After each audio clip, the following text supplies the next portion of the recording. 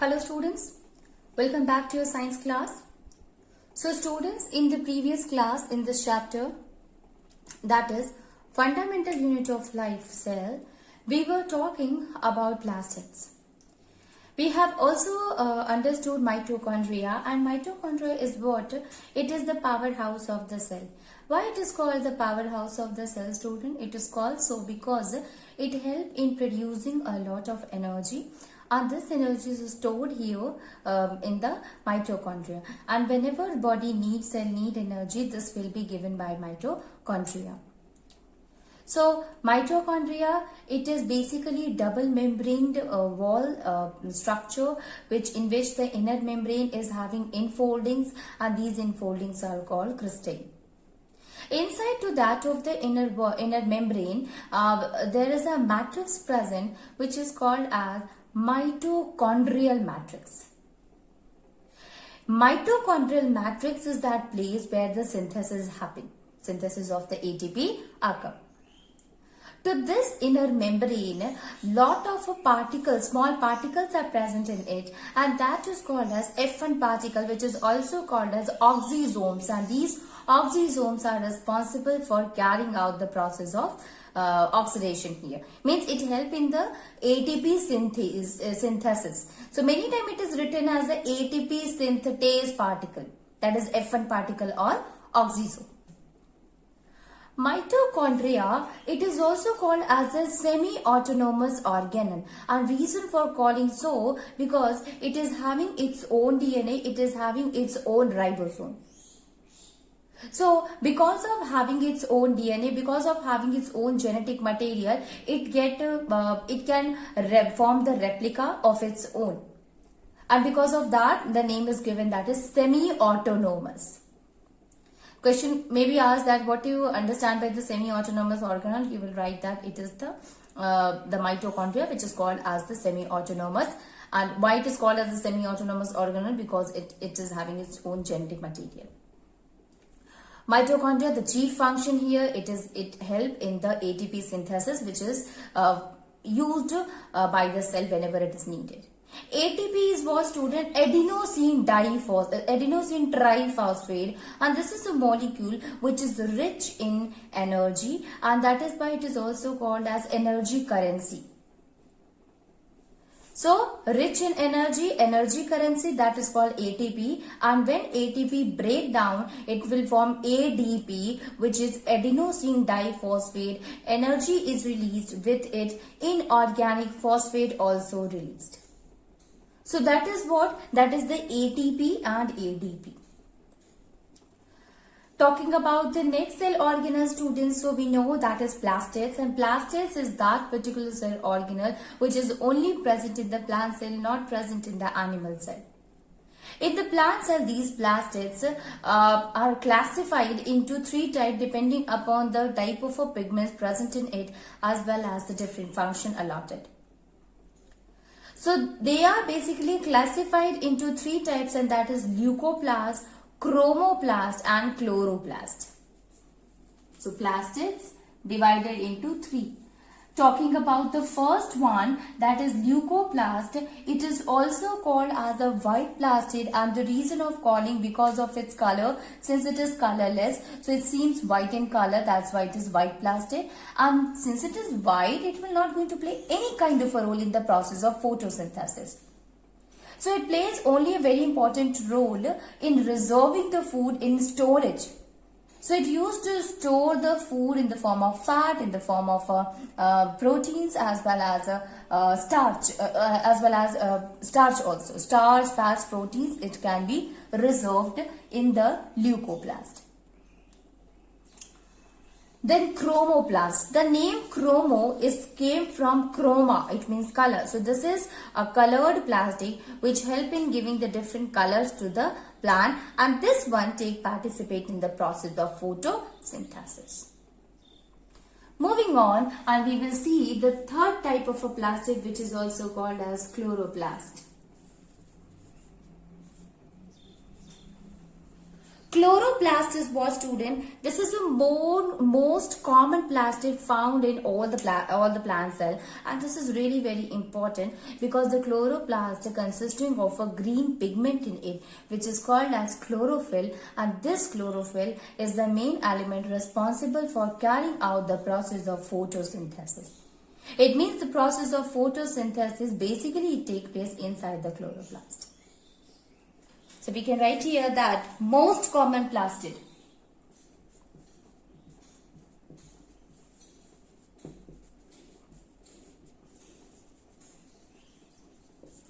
This is the most common plastids and found in all autotrophs. If said autotrophs, what does that mean? You know that autotrophs are those organisms which used to prepare their own food, and plants are autotrophs and they show the mode of a nutrition, that is autotrophic mode of nutrition. So they are found in autotrophs. Then these are green in color.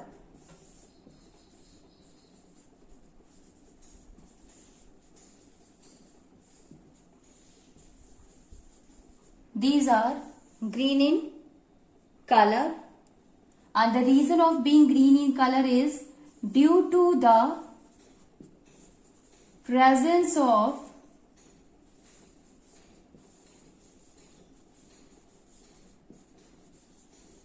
chlorophyll. So these are green in color because of the presence of chlorophyll. When you look at the structure, students, you will find that this chloroplast, it is double-walled membranous structure.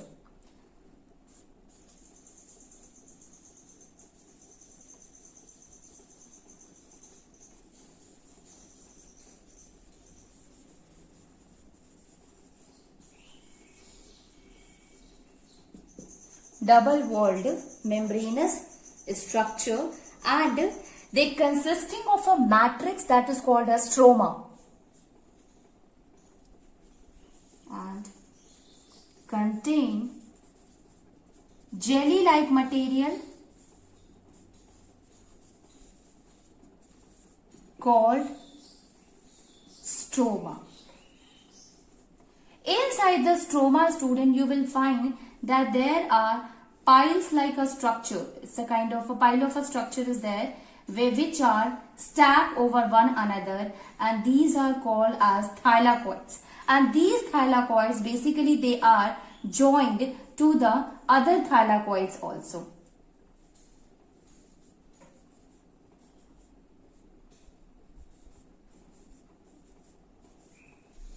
Okay, they are arranged to each other, they are connected to each other with the thylakoid. Again, these thylakoid will connect it to the other. So one of the stack, or you can see what kind of a structure it look like. It looks like a pile of a coin is there. So suppose coins are there, so that particular one coin, it is what? It is thylakoid, and when a pile of a coin is there, that is called as a granum. So there are various stack in case of a chloroplast.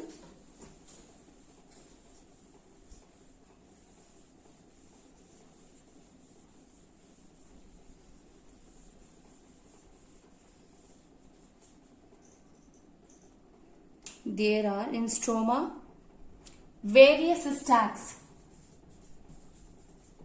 Stroma is nothing, student, that is the matrix which is present around it. If this is the chloroplast, so the matrix which is present around it, the jelly-like material which is present around it, that is called as a stroma. So in stroma, various stacks of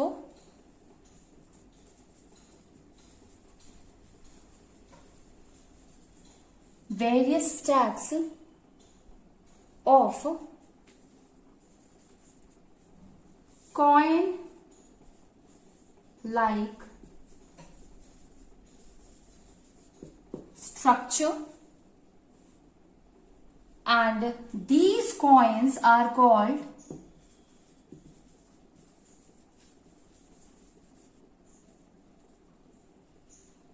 Thylakoids.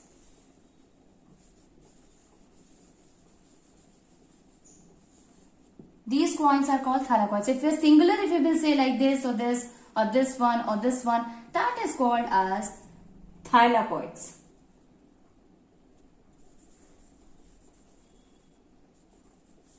Thylakoids. Okay.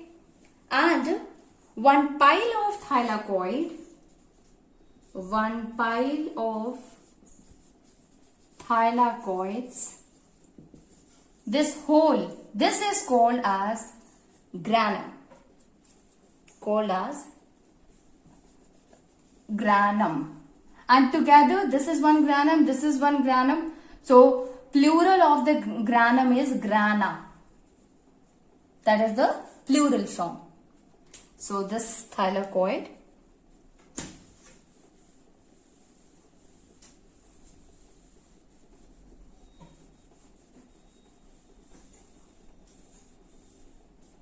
so granum is there. Thylakoid is called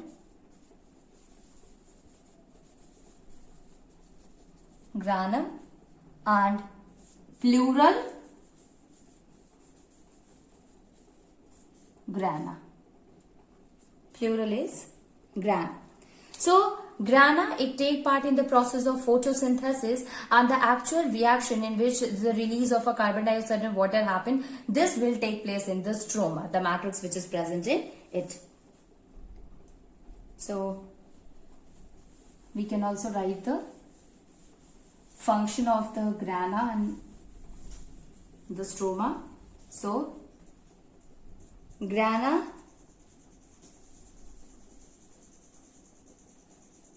helps in the absorption of light, absorption of sunlight for food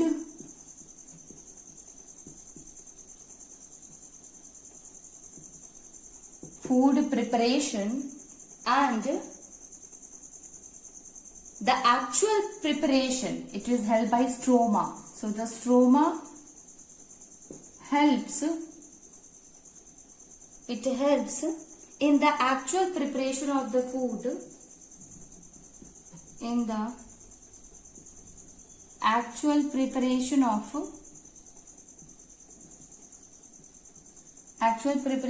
food from CO2 and water, from CO2 and H2O.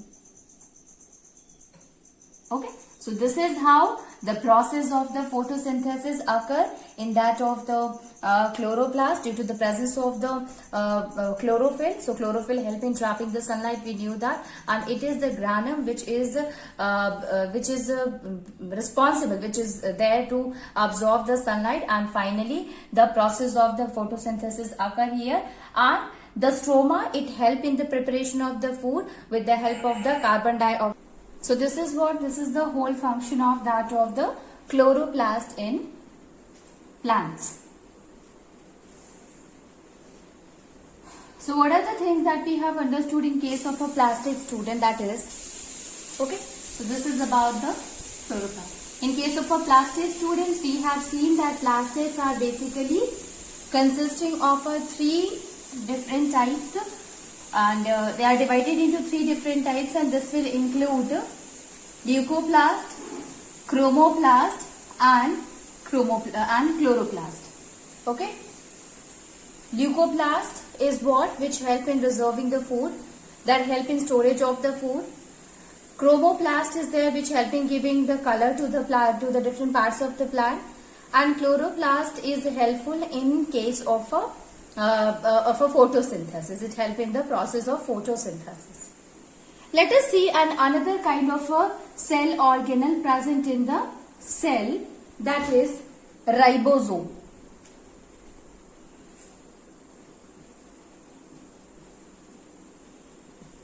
Ribosomes. So basically ribosomes are what? We know that ribosomes, it is made up by that of the nucleus. So nucleus is the factory of the ribosome, and ribosome help in the synthesis of the protein. wherever it is present. If it is present on the endoplasmic reticulum, making the endoplasmic reticulum as a rough endoplasmic reticulum, or either it is present everywhere in the cytoplasm, or it is present in the mitochondria or in the plastids, the role of the ribosome remains the same, that it helps in the process of synthesis of protein, in helping synthesizing the protein molecule. So we can write here that ribosome form the protein synthesizing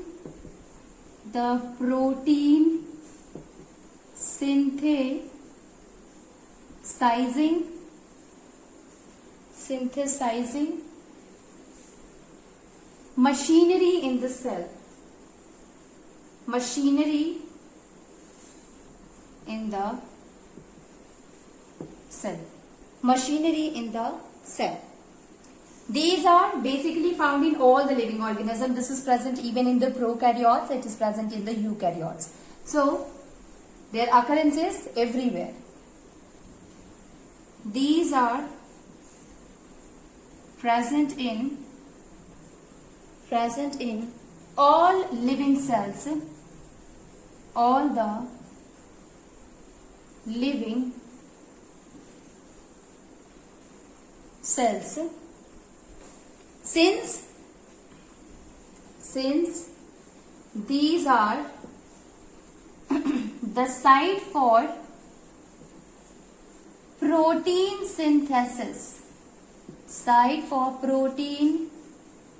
synthesis, okay, these are present in all the living cells, and basically these are the site where the protein synthesis occurs. Now ribosomes, basically it is consisting of two units. Every ribosome consisting of two units. One unit is the larger unit, other unit is a smaller unit. On the basis of that, on the basis of the type of ribosomes, that is the kind of ribosome present in the prokaryotes and in the eukaryotes, and we have classified them into two, 80S and 70S ribosomes. Each ribosomes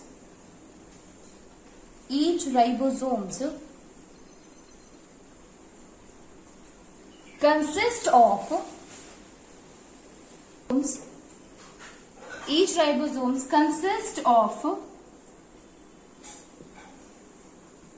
smaller and a larger unit,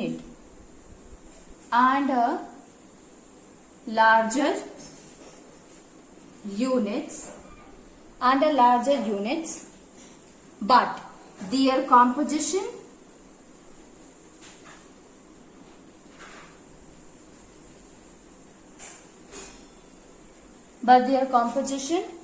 is different in, these are different in, but their composition is different in prokaryote and eukaryotes.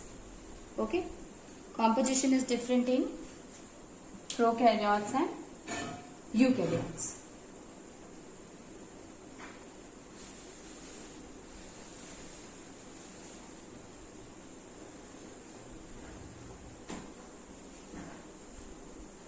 It's different in prokaryotes and in eukaryotes. Okay, so the difference is there. In case of a prokaryotes,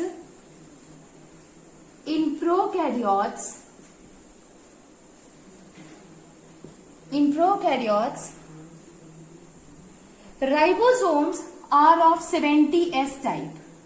Ribosomes are of 70S type. Okay, ribosome are of 70S type, in which again it is consisting of a two unit. one is the larger unit, another one is the smaller unit. Talking about the larger unit, students, so here smaller unit is 30s subunit. Smaller unit 30s and larger unit 50s. Smaller unit is of 30s, larger unit is of 50s. So this is the smaller unit, students, that is 30s, plus a larger unit is there, it is 50s.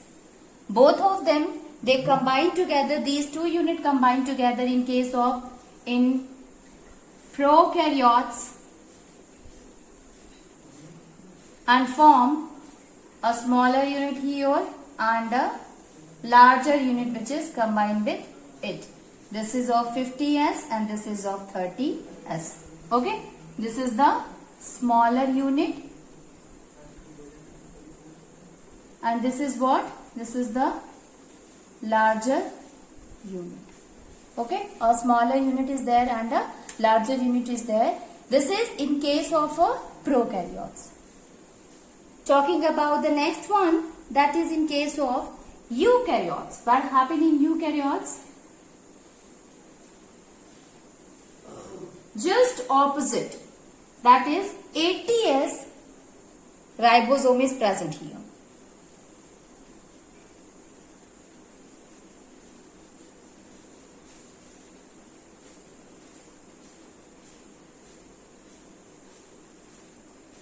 ATS ribosome. So in eukaryotes,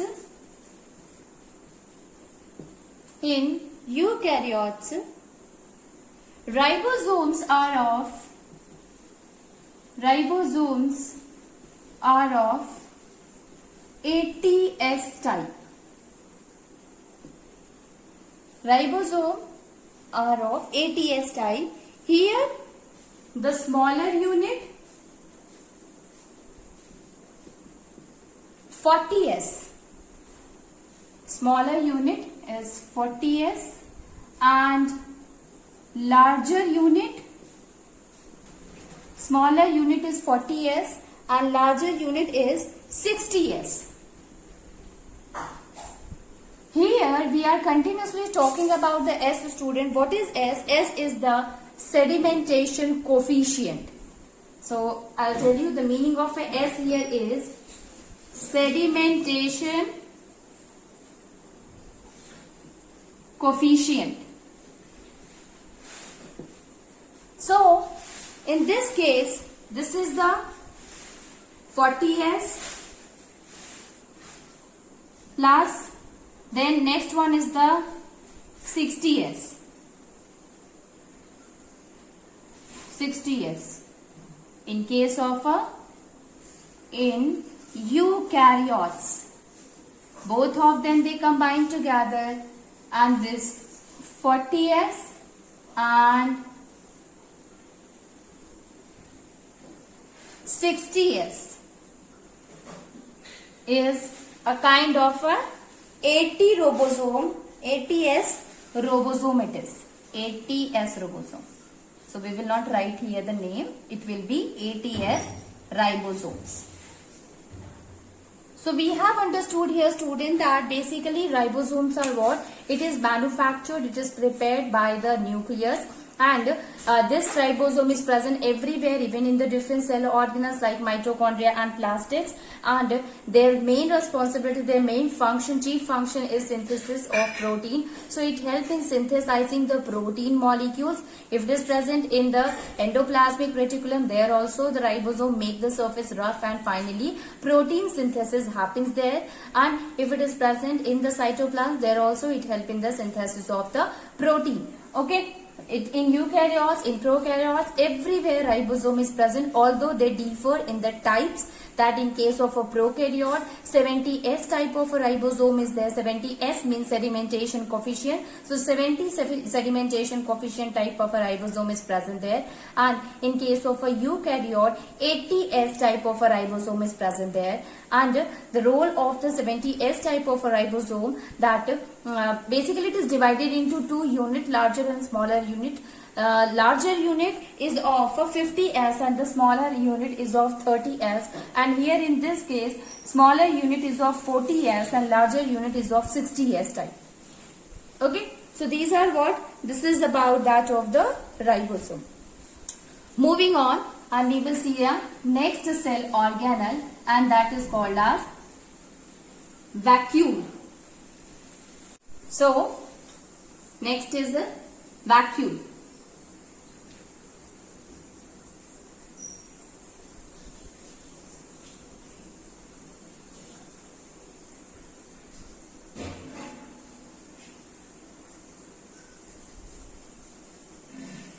These are storage sac. Whenever you heard about the term vacuole, we know that it used to carry something.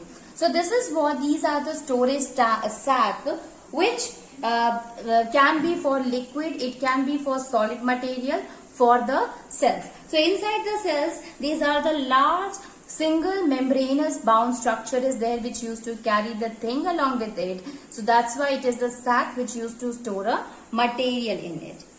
Okay. So the first point, these are the storage sac. Storage sac for solid, liquid. It is sacs for solid, liquids, material of the cell.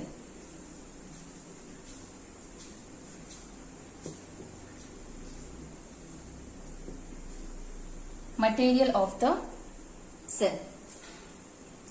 And if you see the structure, you will find that these are large single membrane, large single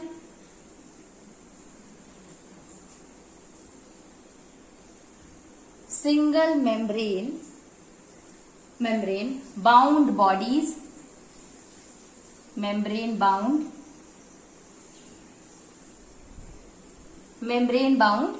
bodies, which are present in the cytoplasm.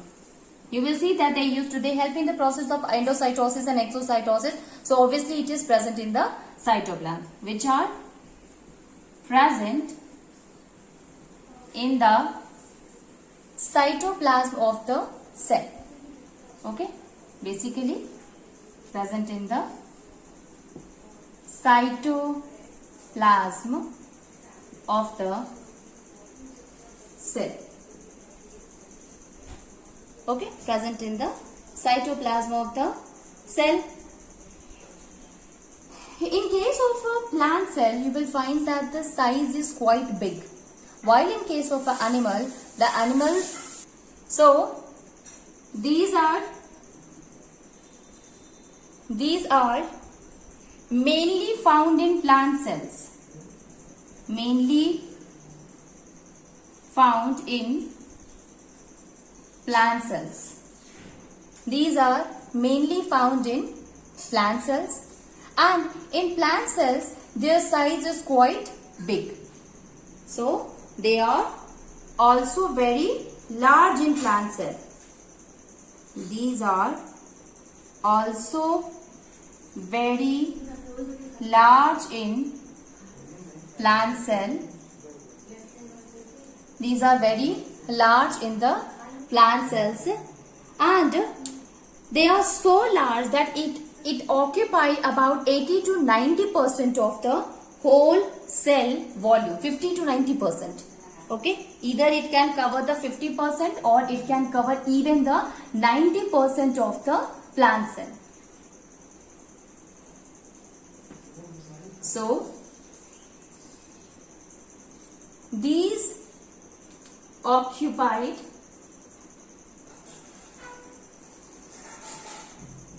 about 50 to 90% of the cell volume. 50 to 90% of the cell volume. So the central vacuole of the plant cell is very large. Central vacuole of plant is large. Okay, it is large.